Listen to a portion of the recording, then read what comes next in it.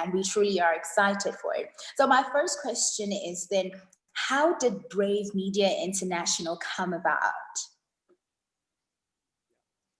That's a brilliant question. Thank you for having us today on Heritage Day.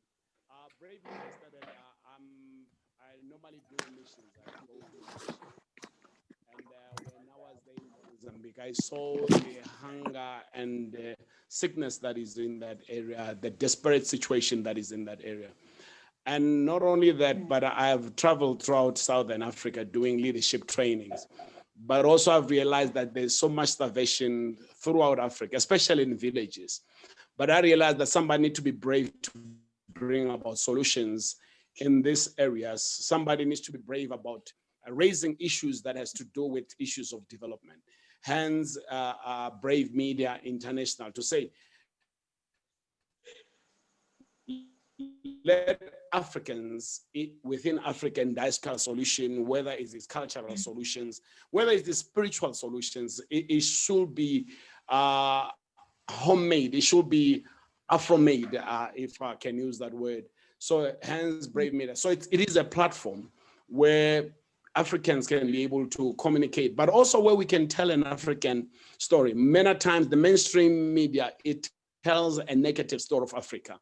But there are no people who tell us of positive stories of people who have made it in Africa, to say to a person that is in the village, to a person that is in a shack, to a person that is in a township, how can you make it? So hence Brave Media.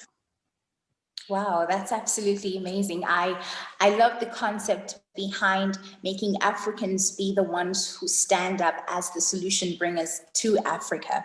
There's so much power to that. And I just would like to also know, what is then the vision behind Brave Media? We know that a lot of people come together in trying to find solutions for Africa, as is the case with Brave Media International. But what is then the vision behind it? What is the purpose of Brave Media? I think the mission behind that, maybe first in Brave Media is one thing that we emphasize. We shine away using the word black, because the word black is a negative connotation. You see, a person that comes from China is called a Chinese. A person that comes from America called an American. But why are we called black? We're not called after the continent that we come from the soil that we come from. So the whole purpose of our purpose is to arise the African spirit. To say, if you can think about it, when God wanted to raise the nation of Israel, he used Egypt to raise those 12 tribes of Israel.